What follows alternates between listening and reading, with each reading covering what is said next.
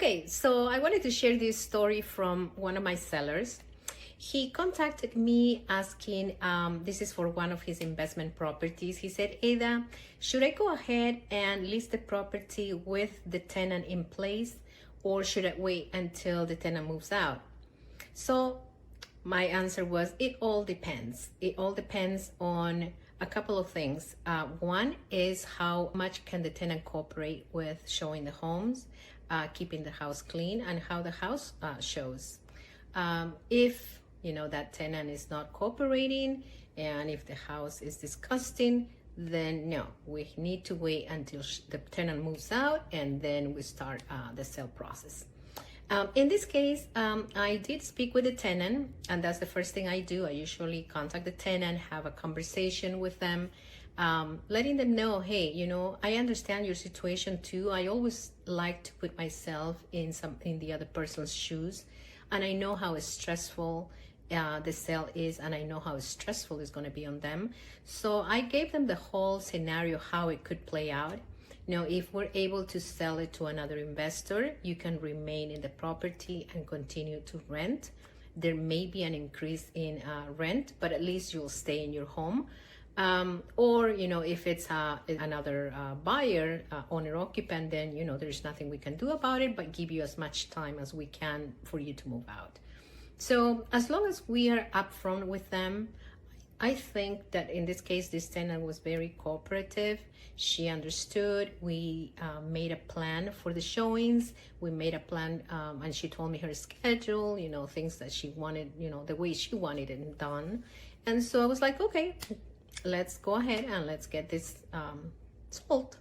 The house, let me tell you first, the owner only did a couple of things for the home.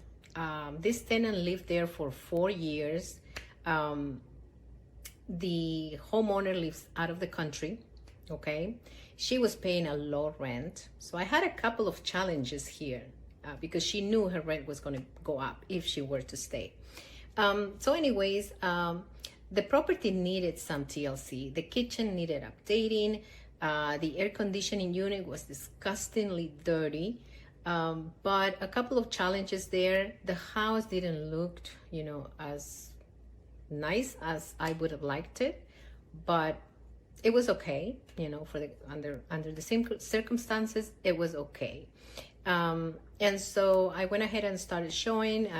First thing we did was our professional photos, the aerial views, very important, because this way we can show and display, how the community looks, how easy and accessible everything is, the shopping mall, the restaurants, the hospital, the easy access to the highways, the commute to downtown, so simple, so easy, less than 10 minutes, the airport, everything was close by.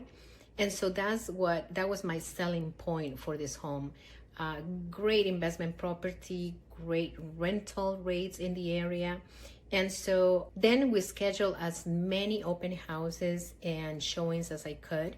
We emailed newsletters, videos to all of our database, our clients, other realtors in the area, just, letting them know that this home was coming on the market, that this is the rental market analysis in the area, so the potential for this home. We also created a YouTube video which got hundreds of organic views, and we also sent that video through email.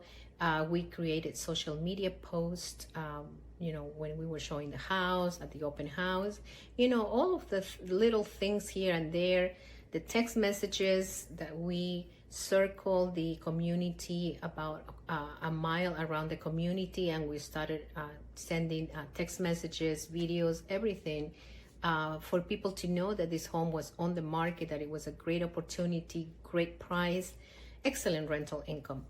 And so we did a lot to get this house under contract. We got it under contract at full price, even with the things that needed to be done on the house. We got full price.